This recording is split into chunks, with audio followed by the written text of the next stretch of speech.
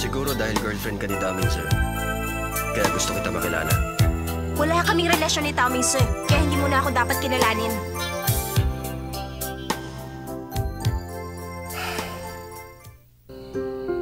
Alam kong hindi tama ang ginawa ko kanina. Nasaktan ako dahil akala ko kinukumpara mo kay Asa. Naiinis ako sa'yo. Kaya binuhusan kita ng tubig kanina. Sorry. Sana wag ka na magalit. Kinalimutan ko na yon.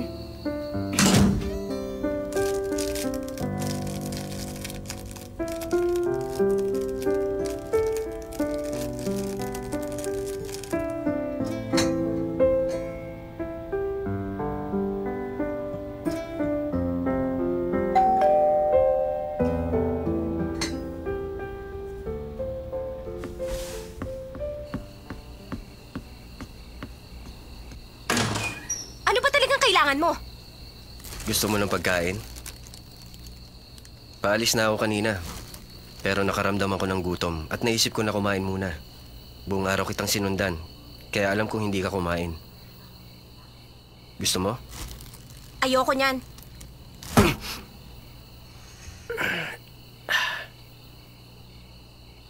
Ano bang gusto mong mangyari? Pwede bang makigamit ng CR nyo? Pero ngayon, pwede bang gamutin mo na rin ang kamay ko?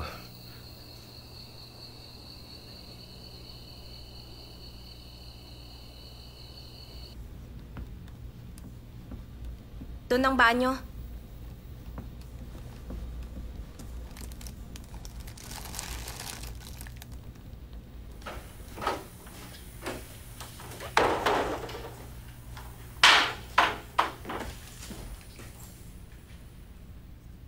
Noodles ko.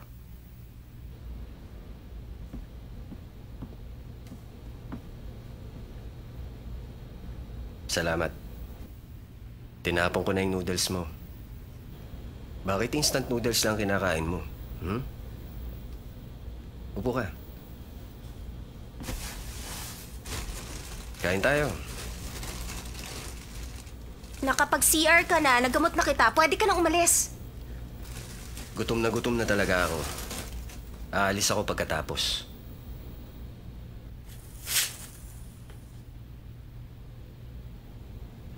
Aalis ako pagkatapos kong kumain. Pangako. Upo ka.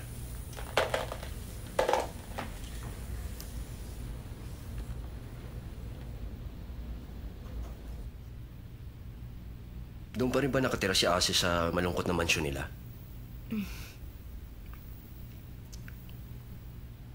Bakit hindi mo siya kinausap kanina? Dahil ayaw ko sa kanya. Ayaw mo sa kanya? Bakit ayaw mo sa kanya? Basta ayaw ko lang. Walang dahilan. Nakita ko ang nangyari sa inyo. Dahil nandun lang naman ako sa hindi kalayuan. Parang bata pa rin si Aza. Walang pagbabago. Wala kang pakialam sa away namin. At hindi parang bata si Taoming, sir. Wala kang karapatang sabihin yon. Hindi pa ba malinaw sa'yo? Pag magkasama kayo, nasasayang lang pareho ang oras nyo. Ang bagay kay Daming sa isang babaeng mayaman. At hindi tulad mo, na para lang mabuhay, kailangan pang magtrabaho kung saan-saan. Tapos ka na ba? Akala mo ba hindi ko alam na malaking pagkakaiba namin? Isa pa, hindi ako nangangarap ng gising. Matinong isip ko. Akala ko kasi hindi ka marunong mag-isip. Kilala mo pala ang sarili mo.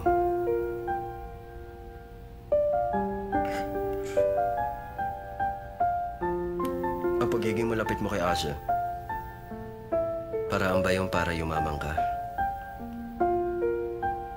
Pwede ba huwag ka nalang magkunwari?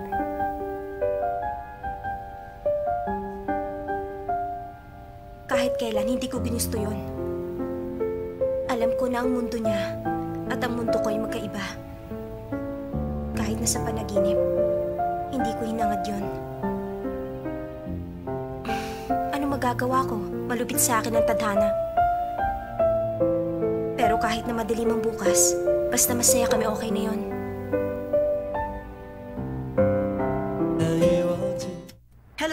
ba kayo? Pasensya na kung nakabala kami. Wala yon. Bakit ba? May tatanong si Azu. Doon sa blind date, may nakilala ba kayong kakaiba? Alam mo na pala. Oo, may nakilala kaming kakaiba. Na makita ko siya, naisip kita. Di ko alam kung bakit. Siguro dahil magkahawig kayong dalawa. Tingin ko nga, pareho kayo ng mga features. Azu, mukhang siya na nga yun. Kahit na malaki ang pagkakahawig nyo, mas masama ang ugali niya kaysa sa'yo. Sinira niya ang plano ko magpag-blind date. Ikaw ang nagplano ng blind date? Siyempre naman, kung sinabi ko agad kay Sunshine, tsak hindi yun sasama. Bakit nyo nga pala tinatanong yung lalaki? Dahil pinsan niyo ni Azu. Pinsan niya, sir? Hindi ako makapaniwala. Ano nga palang masasabi niyo tungkol sa ugali niya? Ang masasabi ko lang, bastos ang lalaking yon. Alam mo kung anong ginawa niya? Kumuha siya ng isang basong tubig at binuhos kay Sunshine. Bakit naman? Yun ang di ko alam. Siguro dahil masama ang tingin ni Sunshine, kaya nagalit siya. Salamat. Alis na kami. Teka. Okay lang? Sorry, Xiaotzu. Sa ibang araw ka na lang namin ititreat. Oo.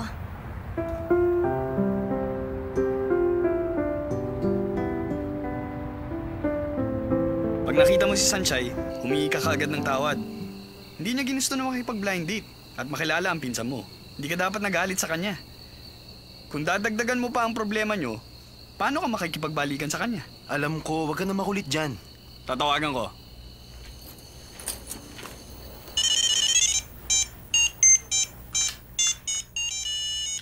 Hello? Meitsuo. Nasa dulo ng kalsada ang tinitirhan ko. Pupunta kayo dito? Nasa harap na kayo ng pinto? Oo, sige. Aalis na ako. Naalis ka na? Teka, dito ang pinto. Kwarto ko yan. May bintana ba? Meron.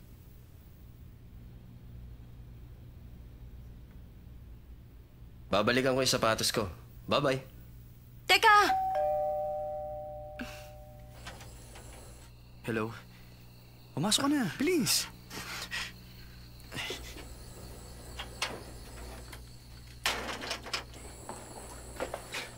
Ginawa mo ba yan? Anong kailangan niyo sa akin? May sasabihin daw si Azu. Anong sasabihin mo? Azu, Kung ayaw mo magsalita, kalimutan mo na lang. huwag ka na magalit sa kanya. At bakit naman hindi? Wala akong kasalanan pero sinisigawan niya ako. Ayoko nakikipag-blind date ka. Pumunta ka ba rito para makipag-away na naman sa akin? Wala kang magawa, no? Bakit ka ba ganyan? Ano bang problema mo sa akin? Kung iniisip mo na hindi totoong nakilala ko ang pinsan mo, bahala ka. Siguro nga nagsisinungaling ako. Ano, masaya ka na ba? Sige na, sorry na. Ano sabi? Sorry? Umamin si South At nakausap ko si Auntie Jade tungkol sa pinsan ko. Sorry. Ang gulo mo talaga. Bigla ka magsusorry dyan. Sige na nga, sorry na din. Pinutol ko yung mga sinabi mo. Tama na yan. Kayo talagang dalawang hirap niyong maintindihan. Sanchay, huwag ka na magalit kay Azu. Hindi niya alam na may pinsan siya. Nandito kaninang pinsan niya. Pinuntahan ka ng pinsan niya? Nagpapapasok ka na hindi mo kilala? Nag-CR lang naman siya. Tapos umalis din kagad. Umalis agad? Dahil ayaw niya makita si Tao Ming Se. Ayaw niya ako makita? Azu, baka naman may ginawa ka na naman. Wala akong ginagawa. Teka, bakit mo sinabing na naman? Hindi ko pa kilala ang pinsan kong yon. Bakit naman siya magagalit sa akin? Sige na nga. Kung ayaw ka niyang makita, kalimutan mo na siya. Hindi. Mag-iimbestiga ako. Baka mamaya kalaban ko pala siya. Kung wala siyang ginagawang illegit, bakit siya natatakot? Baka iligal ang ibig mo sabihin. Ha?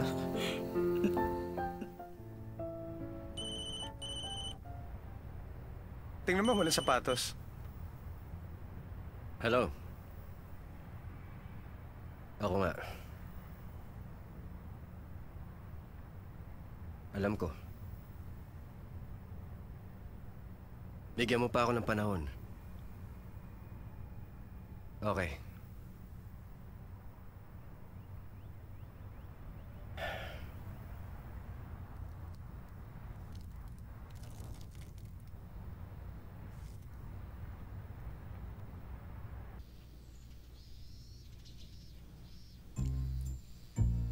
Ang ganda ng suot ko, di ba? Tapos may shades pa ako. Bagay ba sa akin? Ano ka ba? Bakit ganyan ang suit mo? Ang init ngayon. Tama ka, naiinitan nga ako. Pero di ba itong suot ng mga detective? Wala ka bang utak? Pag ganyan ang suit mo, mapapansin ka kagad. Nakakatuwa to. Natutuwa ka. Yung isa, nakasimangot. Galit ako sa taong snaking behind my back. Hanapin ko siya. Bakit mo siya hahanapin para bawalan na lumapit kay Sunshine? Nagsiselos ka siguro. Hindi ko sinabi yon. O baka naman, iniisip mo na nagkukunwari lang siya na pinsan mo para makalapit siya kay Sunshine. Ano, tama ko? Huwag ka nang tumanggi dyan. Tama na, money girl. Tumahimik ka. Sige, tatahimik na ako. Pero may isang bagay na lang akong sasabihin. Sneaking behind my back, hindi snaking. Ang bobo mo talaga, aray ko! Tumahimik ka, sabi. Ang sabi ni Auntie Jade, magulo ang pamilya ng pinsan niya. Palagay ko, naiinggit lang siya kay Aza. Naiinggit siya?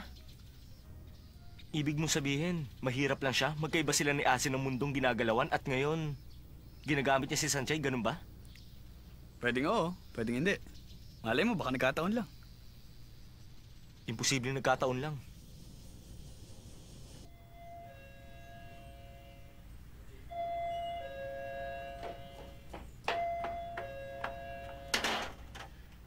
Hi, Ikaw na naman. kukunin ko yung sapatos ko. Kukunin ko lang maghintay ka dito.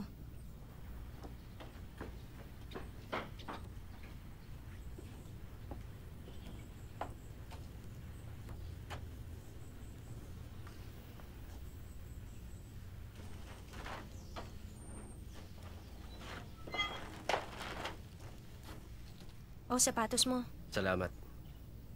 Gusto ko rin makilala ni Tommy, sir. Talaga? Pero ayaw ko.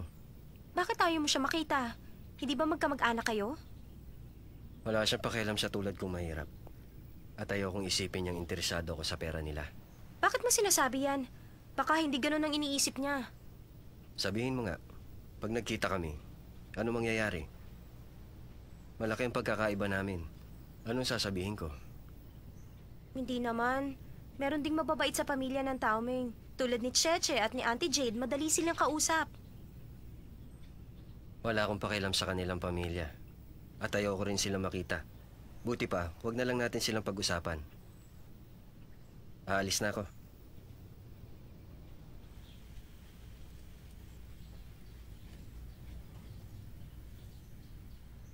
Hey, may bibigay ako sa'yo.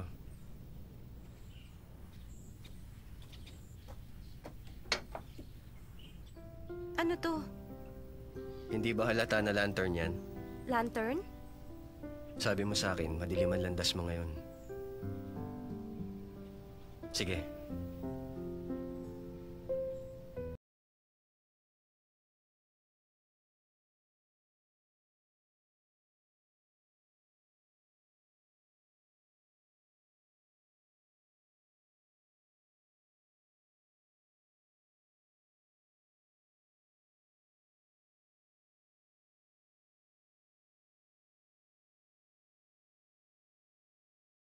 Bakit?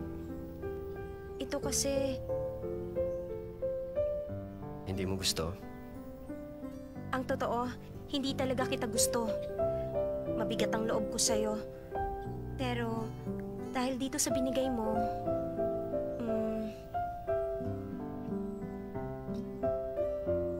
Sabi mo kasi sa akin, madilim ang landas mo. Hindi kita binigyan yan para magustuhan mo kung mapalapit sa'yo. Naisip ko lang, katulad mo rin ako dati, madilim ang landas. Kaya lang nagawa akong takasan ng landas na yon. Kung dati, walang taong nagpalakas ng loob ko, baka ngayon nabubuhay pa ako sa dilim. sandali